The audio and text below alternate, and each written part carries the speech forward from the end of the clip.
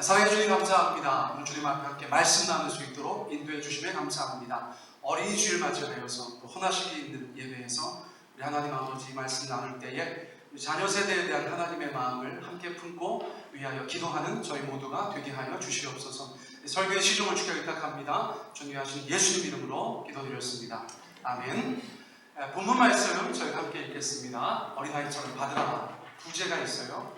자녀들을 위한 기도. 누가복음 18장 15절로 17절 우리 함께 읽겠습니다. 시작. 사람들이 바라고 자기 어린 아기를 데리고 오매 제자들이 보고 꾸짖거늘 예수께서 그 어린 아이들을 불러 가까이 하시고 이르시되 어린아이들이 내게 오는 것을 용납하고 금하지 말라. 하나님의 나라가 이런 자의 것이니라. 내가 진실로 너희에게 이르노니 누구든지 하나님의 나라를 어린아이와 같이 받아들이지 않는 자는 결단코 거기 들어가지 못하리라 하시니라. 아멘. 여러분, 성경에서 가장 특별한 관계로 말씀하고 있는 것은 부모와 자녀라고 저희가 이해할 수가 있어요. 여러 말씀들이 있지만 그 중에 하나만 좀 살펴보면 고린도후서 6장 18절 말씀입니다. 하나님께서 우리 가운데 맺고 싶은 관계가 무엇인가 그것을 말씀해 주고 있는데요. 같이 한번 읽습니다. 시작. 너희에게 아버지가 되고 너희는 내게 자녀가 되리라. 전능하신 주의 말씀입니다. 자, 하나님께서 우리 가운데 말씀하시는 게 뭐냐면 나는 너희의 아버지가 되기 원한다는 것이에요. 하나님이 남성형, 여성형 이런 거 없으시니까 아버지라고 되어 있지만 사실 영적인 부모님 아니시겠습니까? 그래서 하나님께서는 그런 아버지가 되시고 그런 부모님이 되시고 혈연적으로 보호자가 되시고 우리는 하나님의 자녀가 되는 것을 그렇게 원하신다는 것입니다. 자녀만큼 또 부모만큼 그렇게 특별한 관계가 성경에서 더 이상 묘사되지는 않는다는 것입니다. 자, 그러니까 가장 귀한 것을 하나님께서 테스트하실 때 항상 어떤 것을 건드리시죠? 자녀를 건드리시죠. 자녀를 건드리세요. 우리가 하나님 다음으로 가장 우상으로 우리 심령 가운데 둘 수 있는 것이 사실은 그 어떤 것도 아니고 자녀가 될 만큼 자녀는 우리 가운데 소중한 것이라는 것을 성경은 말씀해주고 있어요. 욥도 하나님께서 자녀를 건드시고 아브라함도 하나님께서 자녀를 건드시고 또 심지어 하나님 아버지께서도 성자 예수님이 그분의 존재 가운데 가장 큰 어려움으로 다가오셨던 적이 있죠. 십자가의 고난을 바라보시는 그 성부 하나님 아버지의 마음을 성경은 우리 가운데 그렇게 말씀해주고 있기 때문에 그렇습니다. 아무튼 하나님과 우리의 사이, 부모와 자녀의 관계는 세상에서 가장 특별한 관계라는 것을 성경도 우리 가운데 말씀해주고 있다는 것입니다. 자, 그런데 어떻게 부모와 자녀가 되죠? 낳음으로써 그렇게 되는 것이죠. 낳음으로써 그렇게 되는 것입니다. 자, 제가 너무나 좋아하는 성경 구절입니다. 요한복음 16장 21절 같이 한번 읽습니다. 시작. 여자가 해산하게 되면 그때가 이르렀으므로 근심하라. 아기를 낳으면 세상의 사랑과 기쁨으로 말미암아 그 고통을 다시 기억하지 아니하느니라. 여러분, 저희 집도 이제 자녀가 셋이 있습니다. 저희 아내가 참 고생을 했죠. 그러나 너무 예뻐하는 것이죠. 그 아이가 태어날 때는 어려움이 있었지만 아픔이 있었고 고통이 있었지만 그 자녀들이, 특별히 어린 자녀들이 엄마 아빠에게 해주는 여러 가지 것들이 너무나 큰 기쁨이 된다는 것을 부모님들께서는 다 아실 거예요. 그것을 성경이 우리 가운데 뭐라고 표현해야 하는가? 세상의 사랑난 기쁨이다. 그렇게 표현해 주었다는 것입니다. 자, 그러니까 하나님께서 이 땅 가운데 하나님의 자녀들이 태어나면 얼마나 기뻐하시는 것이에요. 역시나 세상의 잔연한 기쁨을 하나님께서도 누리신다는 것이죠. 잃어버린 양이 돌아오면 여러분 얼마나 큰 잔치를 베푸시는지를 성경이 우리 가운데 말씀하고 있는 것은 다른 말씀이 아닙니다. 자, 그러므로 교회가 무엇해야 됩니까? 하나님께서 예정하신 자들을, 하나님께서 택하신 자들을 그 자녀로 태어나게 하는 것에 교회는 영향을 집중해야 된다. 우리가 왜 전도하고 선교하는가? 바로 하나님의 마음이 거기에 가 있기 때문이다. 저희가 그렇게 이해할 수 있는 것이에요. 저희 막내한테는 동의를 구하지 않았습니다. 오늘 예배 끝나고 나서 저희 막내한테 아무 얘기도 하지 않으시기를 바라겠습니다. 저희가 이제 아이가 있는데 늦둥이에요. 셋째는 늦둥이입니다. 큰애하고는 10살 차이가 나고 둘째하고도 7살 차이가 나니까 사실 저희 마음속에서 셋째는 없었어요. 근데 이런 얘기를 막내한테 하면 안 되잖아요. 그렇죠? 그런데 저희가 미국 살 때인데 저희 부모님께서 미국에 방문하셨습니다. 나중에 알고 보니까 저희 아버님께서는 목적이 있으셨어요. 어떤 목적이냐면 아들 부부가 아이를 하나 더 낳게 하는 것을 지상 사명으로 가지고 저희 집에 방문하셨대요. 보름 동안이나 머물러 계셨고 여기저기 여행도 다니고 할 때는 아무 말씀도 안 하시다가 이제 내일 한국으로 돌아가는데 저희 두 사람을 앉혀놓고 내가 더 이상 살기가 싫다 이런 말씀을 하시면서 얘기를 시작하시는데 뭐라고 하시는가? 자녀를 하나만 더 보면 좋겠다 그런 말씀을 하시는 거예요. 남의 얘기니까 덤덤하게 들으시는 거죠? 듣는 사람 입장에서는 굉장히 충격적인 것이었어요. 첫째가 지금 9살쯤 됐고 둘째가 6살쯤 됐으니까 이제 좀 살만한데 아버지께서 오셔가지고 내가 더 이상 살기가 싫다 이러면서 말을 꺼내시니까 저희 마음 가운데 너무나 큰 아픔이 있었고 또 좌절이 있었고 이걸 어떻게 하나 정말 낙심되는 마음이 있었어요. 그 이후의 상황은 구체적으로 말씀드리지 않겠지만 어떻게 하다 보니까 셋째가 생겼습니다. 셋째가 생겼어요. 그래서 이제 그 소식을 한국에 알릴까 말까 하다가 저희가 처음에는 알리지도 않고 저희 아버지가 원하시는 것은 여러분들이 짐작하시는 대로 아들이었습니다. 아들. 그러니까 이 셋째가 아들인가 딸인가가 중요하죠. 여러분 저희는 성별을 막 선호하지 않습니다. 저희는 성별을 막 선호하지 않아요. 그런데 아버지께서 원하셔서 굳이 셋째를 봐야 하는 상황이면 이왕이면 좀 셋째가 아들이면 좋겠다 그런 마음을 가질 수도 있잖아요. 그렇죠? 가질 수도 있잖아요. 그런데 이제 성별을 확인할 수 있는 그런 주가 되었어요. 미국인 의사가 아주 신실한 크리스찬이었습니다. 저희가 가면은 같이 막 손잡고 기도하고 그랬어요. 아주 특별한 그런 시간들을 보냈는데요. 어느 날 그 의사가 저희한테 인도 사람이었어요. 인도 출신의 미국 사람. 그러니까 아시아 정서를 알아. 아시아 정서를. 그래서 한국은 혹시 아들이 중요한 나라냐? 저거 물어보더라고요. 그래서 나는 안 중요한데 우리 아버지가 중요하시다. 그랬더니 내가 알겠다. 그러더니 막 초음파를 막 뒤져보는 것입니다. 그런데 그날 저한테 뭐라고 하냐면 그 옆에다가 원래 써주는 거예요. 보이. 여러분 보이가 굉장히 어려운 단어죠. 자, 보이가 무슨 뜻입니까? 사내 아이라고 적어주는 거예요. 여러분 저희 아내가 계속 입덧을 하고 있었거든요. 그런데 그 의사가 보이라고 적어주고 나서 입덧이 싹 사라지는 거예요. 저희는 한국에 전화도 하지 않았습니다. 이제 보란듯이 이 아이를 낳고 아들을 안겨드리리라 그런 기대를 가지고 있었어요. 자, 그리고 계속해서 병원을 다니고 있는데 어느 날 제가 동네 신학교에 다니고 있었거든요. 그 신학교에 가서 공부를 하고 있는데 쉬는 시간에 전화가 오는 것입니다. 자, 어딘지 제가 받아보니까 제가 저희 아내와 다니는 병원에서 간호사가 전화를 한 것이에요. 그런데 제가 미국에서 살림살이가 좋지 않아가지고 아주 안 좋은 핸드폰을 들고 있었거든요. 잘 들리지 않습니다. 그런데 가만히 들어보니까 병원이라는 것이에요. 간호사라는 것입니다. 너의 아내의 뱃속에 있는 아이에 대해서 할 말이 있다는 것이에요.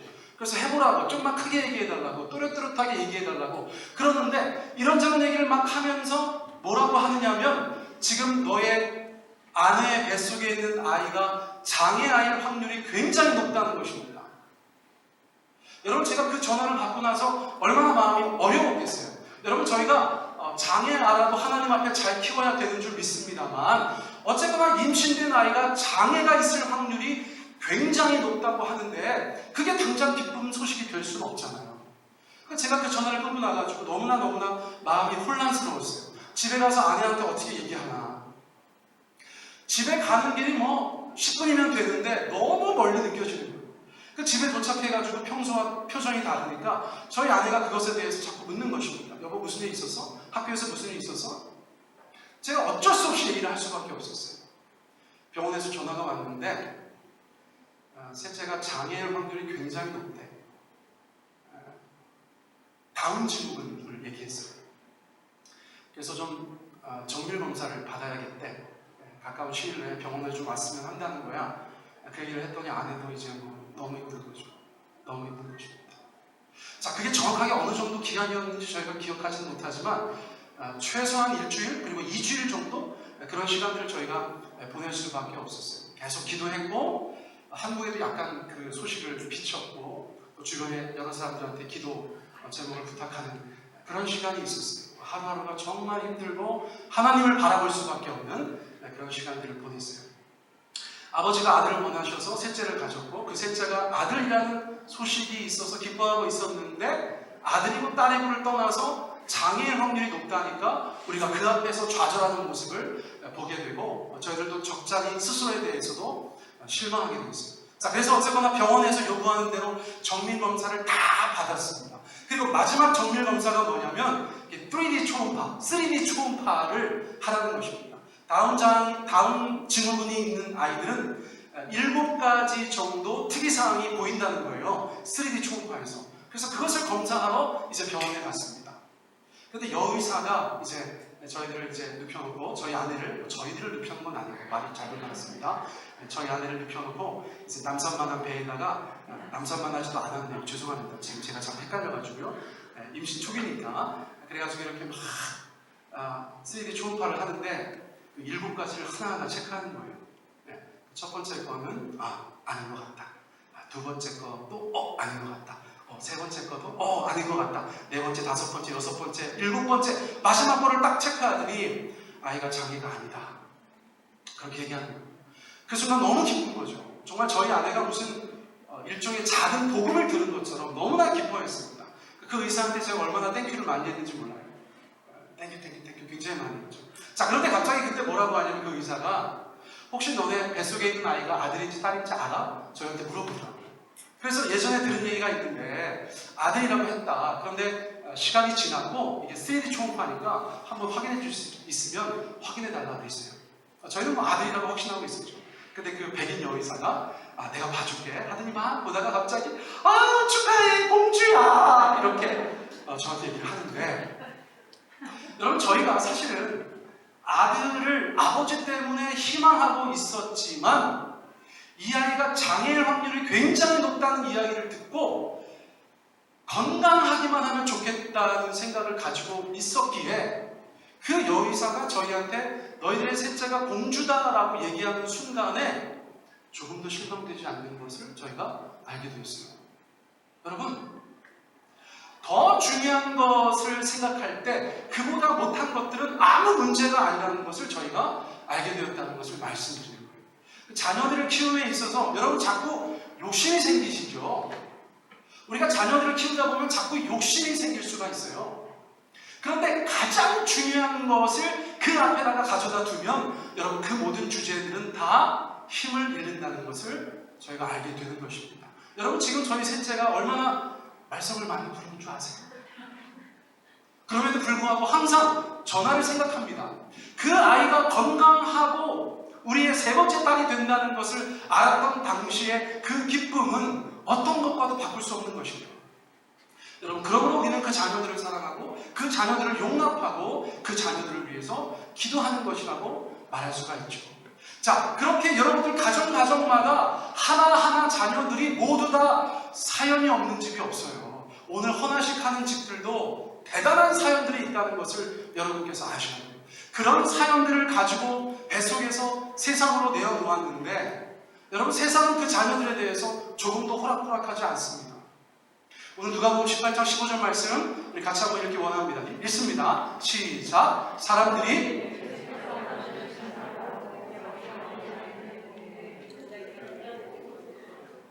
예수님의 명성이 이미 이스라엘에 널리 퍼졌기 때문에 누가복음 18장 정도만 돼도 사람들이 예수님을 다 알았던 것이죠.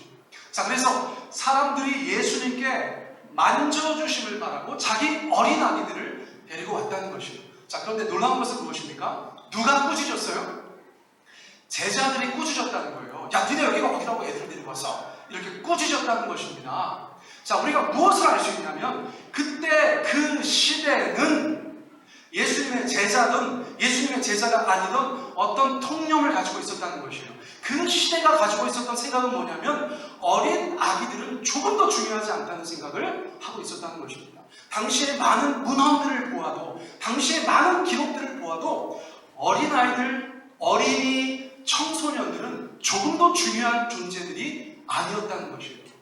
그래서 너무나 능력 있고 바쁘고 힘겨운 스케줄을 소화하고 계신 예수님 앞에 어디 그렇게 쓸데없는 어린 것들을 데리고 와서 예수님께서 만져주시기를 바랐느냐고 세상도 말했고, 심지어 그 세상 속에 속해 있었던 제자들도 그 부모들을 꾸짖었다는 것이죠. 제자들이 특별히 못돼서 그런 것이 아니라 그 시대는 어린아이들에 대해서 그런 생각을 가지고 있었다는 것입니다. 오늘날 이 세상에서 우리 자녀들이 살아가는데 여러분, 세상이 녹록합니까? 엄청나게 많은 위험들이 도사리고 있는 것이 이 세상 아닙니까? 우리 부모님들, 저도 마찬가지지만 정말 여러 가지 면에서 믿음이 없으면 하루하루 마음의 평정을 유지할 수가 없잖아요. 얼마나 많은 사건들이 있고 얼마나 많은 사고들이 있고 내가 직접적으로 경험하지 않았다 하더라도 많은 뉴스들을 통하여서 세상이 무섭고 험하다는 것을 계속 듣고 있잖아요. 그리고 그 아이들에 대해서 인격이나 그들의 행복에 대해서는 우리가 많이 부족하게 생각하는 나라에 살고 있다는 것을 저희가 또 인지해야 되는 점이 있습니다. 여러분, 전 세계 어떤 나라보다 우리 아이들이 행복도가 낮다는 것을 우리가 알고 있어요. 여러분, 그런 세상의 한복판에서 어쩌면 우리의 자녀들은 그런 세상의 꾸짖음을 받고 마귀의 꾸짖음을 받고 때로는 교회 공동체 안에서도 꾸짖음을 당하는 천덕꾸러기처럼 그렇게 존재하고 있는지도 모르겠어요. 자, 그런데 그런 세상 속에 있는 그 자녀들을 향하여서, 아니 그 자녀들을 꾸짖는 세상을 향하여서 예수님은 어떤 마음인 줄 아세요? 자, 마가복음 말씀을 보셔야 돼요. 같은 상황에 대해서 예수님께서 이렇게 반응하십니다. 우리 같이 한번 읽습니다. 시작. 제자들이 꾸짖거늘 예수께서 보시고 노하시오. 마가복음 상황에서는 제자들이 막 그 부모를 꾸짖고 아이들을 못 오게 하니까 예수님께서 그것을 보시고 제자들에게 노하셨다는 거예요.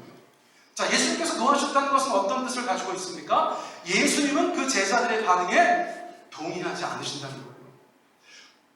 왜 그 약자들이 내게 오는 것을 막느냐, 이 귀한 존재들이 내게 오는 것을 용납하지 않느냐, 예수님께서 그 제자들에게도 꾸짖었다고 성경이 말씀해주고 있습니다. 자, 예수님의 마음이 우리의 마음이 되어야겠죠. 할렐루야. 여러분, 예수님의 마음이 우리의 마음이 되어야겠죠.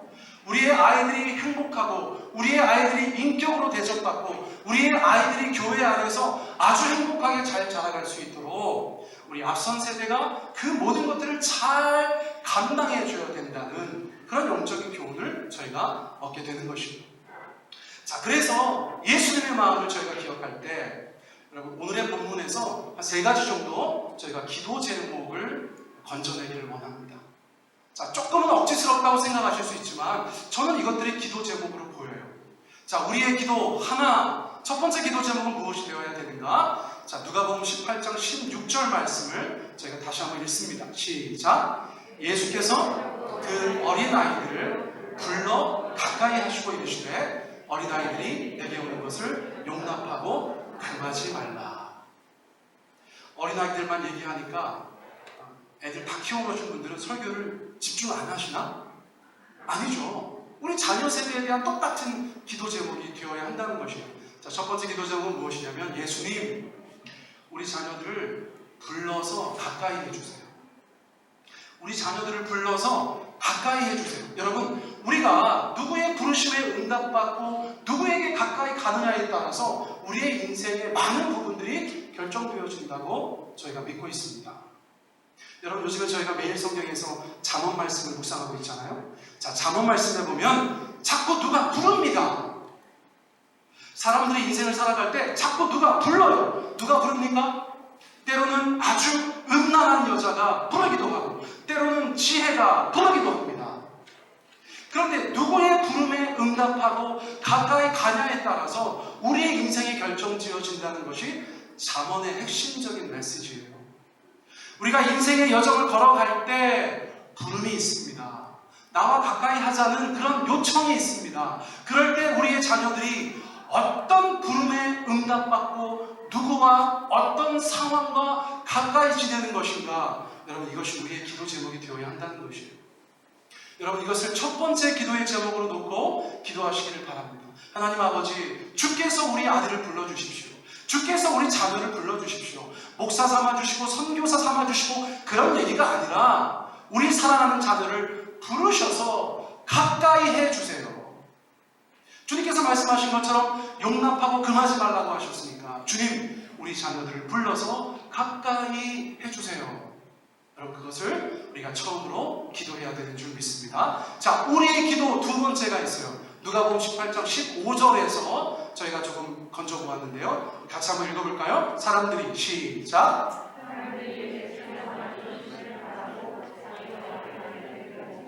네. 부모들이 어떤 마음으로 왔는가? 그 시대의 부모들은 무슨 마음으로 예수님께 찾아왔는가? 예수님, 우리 아이들을 좀 만져주세요. 우리 아이들을 만져주세요. 어쩌면 그 아기가 뭐가 문제가 있었을 수도 있겠다는 생각이 들어요. 어디가 아팠을 수도 있어요. 그렇죠? 그러므로 예수님께서 그를 위해서 기도해 주시기를 바랬을 수도 있어요. 또 그 아이를 축복해 달라는 뜻으로 데리고 왔을 수도 있어요. 예수님께서 만져주신다는 것은 굉장히 의미가 있는 것입니다. 여러분, 그냥 아무런 형태가 없는 진흙을 토기장이 되신 하나님께서 이렇게 만져주시면 빚어지잖아요. 하나님께서 원하시는 형상으로 빚어지잖아요. 만진다는 것은 그런 것이죠. 여러분, 제가 군대에서 마지막 3개월은 원래는 행정병이었는데 제가 행정병 일을 다 끝내고 나서 할 일 없이 노니까 저희 중대장님께서 너 어디 가서 일하고 싶어? 그래서 여름에 일 안 하고 너무 좋은 데가 있어요. 어디냐면 이발소예요. 이발소. 여러분, 저의 숨겨진 과거를 제가 말씀드리는데 제가 마지막 3개월은 이발소에 가 있었어요. 여러분, 놀라지 마세요. 제 머리는 지금도 제가 깎습니다. 굉장히 충격적이시죠? 제가 늘 말씀드리잖아요. 줌은 그렇게 못해도 목사 중에 어떤 이는 할 수 있다. 여러분, 제가 머리를 지금도 굉장히 잘 다듬죠. 그때 3개월 동안 여러 사람들이 저 때문에 울고 나갔거든요. 그래서 그것이 가능해진 거예요. 그 뭐라고 와서 말도 못해. 어쩌나 제가 말년이니까 아니, 여기 왜 계십니까? 앉아봐. 내가 원래 내 기술이 있어 하면서 막 머리 깎아주는 거죠. 그런데 여러분, 처음에 한 3명 정도는 정말 연구 없다 이러고 나갔어요. 근데 이제 제가 그냥 내보내면 사람도 아니죠. 그렇죠? 어떻게 하고 내보냅니까? 원래 이발하던 이발병에게 좀 만져줘, 이렇게 얘기하는 것이에요. 여러분, 제가 건드려가지고 엉망이 된 머리를 정말 전문가에게, 프로페셔널에게 좀 만져줘. 그러면 아이 참, 왜 또 이러셨어요? 하면서 만져줍니다. 그런데 그것을 지켜보고 있으면 기가 막히죠. 제가 그냥 뭐 잘못해가지고 바보같이 된 그 사병이 여러분 점점 머리에 각이 나오는 것입니다. 깔끔해지는 것입니다. 스타일이 나오는 것이에요. 제가 지켜보면서 이발병을 칭찬해 주는 거죠. 야, 너 정말 능력자다. 그런데 제가 그렇게 몇 번 하고 나서 저도 이제 나름 기술이 생겼다는 그런 라떼 이야기를 제가 잠시 한 것이에요. 자, 만져주시고 그런 거예요. 여러분, 늦은 시간이 없는 줄 믿습니다. 하나님께서 우리의 자녀들을 만져주시면 그 인생들이 주님 앞에서 새롭게 되는 줄 믿습니다. 그러므로 이것이 우리의 두 번째 기도 제목이 되어야 한다는 것이에요. 자, 어떻게 기도하자고요? 하나님, 우리 아들, 우리 딸, 우리 다음 세대, 우리 손주 주님께서 만져주세요. 하나님의 생명이, 하나님의 사랑이, 하나님의 은혜가, 하나님의 능력이 주께서 그를 만져주실 때 그의 인생 가운데 전이 되어서 그가 새로운 삶을 살아낼 수 있도록 함께 해주세요라고 우리가 마땅히 기도해야 되는 줄 믿어요. 자, 세 번째는 무엇입니까? 자, 오늘의 본문은 아니지만 누가복음 2장 52절에서 제가 기도 제목을 찾을 수가 있겠어요. 자, 같이 한번 읽습니다. 시작. 예수는 지혜와 희가 자라가며 하나님과 사람에게 더욱 사랑스러워 가시더라. 자, 이 말은 예수님께서 어떤 어린 시절을 보냈는가를 요점 정리하여서 말씀해주고 있는데, 첫째, 예수님은 어린 시절에 자라가셨다는 거예요. 자, 성장의 중요성입니다. 성장의 중요성. 또 자라가면서 어떤 일이 일어날까요? 성숙이 일어나는 것입니다. 여러분, 그런데 보세요. 지혜도 자라고 키도 자라고 하나님 앞에서도 자랐다는 것이죠. 자, 이것을 오늘날 우리가 잘 아는 용어로 바꾼다면 전인적이라고 표현할 수 있어요. 전인적이라는 말은 영과 혼과 육을 통틀어서 말하는 것입니다. 그 whole person, 그 전체적인 그 사람이라는 존재가 하나님 앞에서 성장하고 성숙하는 것을 이 구절이 말한다고도 볼 수 있다는 것입니다. 여러분, 우리는 때로 우리 자녀들이 머리만 커지는 것을 바라는지도 모르겠어요? 어떤 사람들은 이유가 있어가지고 그냥 몸만 건강하면 좋겠다, 그렇게 생각하는 분도 계실 것 같아요. 또 다른 극단에서는 우리 아이가 신앙만 좋으면 되지, 그렇게 생각하시는 분도 계실 수 있겠어요. 그러나 성경은 우리 가운데 그렇게 말하고 있지 않아요? 인간은 영과 혼과 육이 하나로 된 존재라고 말씀해주고 계시다는 거예요. 그러면 우리가 자녀들을 위해 기도할 때 우리 아이들 공부 잘하라고만 기도하면 되지 않습니다. 우리 아이들 건강하게만 해달라고 기도하는 것도 되지 않습니다. 우리의 기도는 전인적으로 우리의 자녀들이 하나님 앞에 성장하고 성숙하게 해달라고 기도해야 되는 줄 믿습니다. 또 우리의 부모로서의 교육도 그 전인적인 성장과 성숙을 위한 그런 양육과 교육이 되어야 된다는 것을 성경은 우리 가운데 말씀해주고 있어요. 자, 그렇게 기도할 때에 우리가 주님 앞에 먼저 고백해야 될 것이 있다는 것이에요. 여러분, 사무엘 선지자의 어머니 아시죠? 한나입니다. 한나가 하나님 앞에 고백하는 것을 오늘날 많은 부모들이 따라 고백해야 되는 줄 믿어요. 아까도 제가 말씀드렸습니다. 지금 내 눈앞에 있는 자녀, 우리의 다음 세대는 하나님의 특별하신 은혜 속에 우리의 자녀들, 우리의 혈육이 된 사람들인 줄 믿습니다. 어떤 것도 쉽게 된 것이 없고요, 어떤 것도 기적적이지 않은 것이 없어요. 그 모든 것이 다 기적이었어요. 그렇게 하나님께서 우리 가운데 허락하신 그 자녀는 누구의 것인가? 그것을 주님 앞에 고백하는 것이 첫 번째 단추다. 이것이 첫 번째 단추다. 자, 그러므로 한나의 고백을 우리의 고백으로 읽기 원합니다. 우리 같이 한번 읽습니다. 시작. 내가 구하여 기도한 바를 여호와께서 내게 허락하신지라. 그러므로 나도 그를 여호와께 드리되 그의 평생을 여호와께 드리나이다. 우리 미나자매님 나가셔서 우리 아이들 이쪽으로 봐달라고 그렇게 전달해 주세요. 자, 한나의 고백이 무엇이었습니까? 하나님께서 허락하셨기 때문에 하나님의 것입니다. 이것이에요. 자, 지난주 새벽 예배 때 제가 어떤 설교 말씀드렸어요? 하나님께서 출애굽하고 나서 가장 먼저 뭐라고 말씀하셨냐면 초태생들은 다 내 거다 그러셨어요. 초태생들은 다 내 거다. 왜 사람이든 짐승이든 처음 난 것들은 다 하나님의 것이라고 주장하셨냐면 그 직전에 어떤 일이 있었죠? 10번째 재앙을 하나님께서 애굽에 베푸실 때 원래 죽었어야 되는 것들이에요.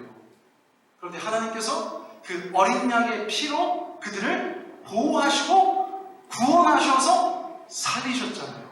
그러니까 하나님께서 은혜 베푸시고 능력 베푸셔서 살린 존재들은 하나님께서 누구의 것이라고 소유권을 주장하실 수 있다고요? 당신의 것이라고 소유권을 주장하실 수 있다는 거예요. 여러분, 예수님 믿을 때에 자녀를 가지시고 출산하셨으면 우리가 누구나 다 그 기도합니다. 하나님, 이 아이가 주님의 아이입니다. 그런데 막상 그 아이를 키우는 과정 중에 우리가 말로나 실천적으로 그 아이가 내 것인 것처럼 행동하고 말할 때가 얼마나 많이 있었냐는 것이에요. 하나님께서는 우리를 계속해서 쳐서 복종시키게 하시는 거예요. 무엇에?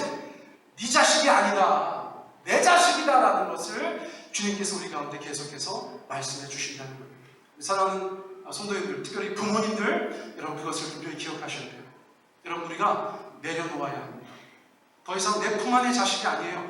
하나님께서 그의 운명을 결정하시는, 하나님께 드림받은 인생이 되시다는 것을 저희가 인정하고 그를 위해서 기도하는 그런 부모, 그런 보호자가 되어야 되는 줄 믿습니다. 이 시간에 우리가 주님 앞에 이 말씀을 잡고 기도하였으면 좋겠어요. 자, 쉽지 않은 이야기입니다만 앞서 말씀드린 세 가지를 가지고 우리 자녀들을 위해서 기도하고, 그리고 마지막 한나의 고백, 하나님, 주께서 허락하신 자녀 이혼이 주께 드리고 주님의 것인 것을 고백합니다. 아버지, 내가 그 자식에게 소유권을 주장하는 것이 아니라 하나님의 것인 것을 입술로 고백하오니 주께서 그 인생 가운데 함께하여 주시옵소서. 가까이 하여 주십시오. 불러주십시오. 하나님께서 만져주십시오. 하나님, 우리 자녀들 전인적으로 성장하고 성숙하게 하여 주십시오. 우리 한 3, 4분 정도 주님 앞에 이 기도 제목 가지고 함께 기도하며 나아가겠습니다. 함께 기도합니다. 사랑하는 아버지, 감사합니다.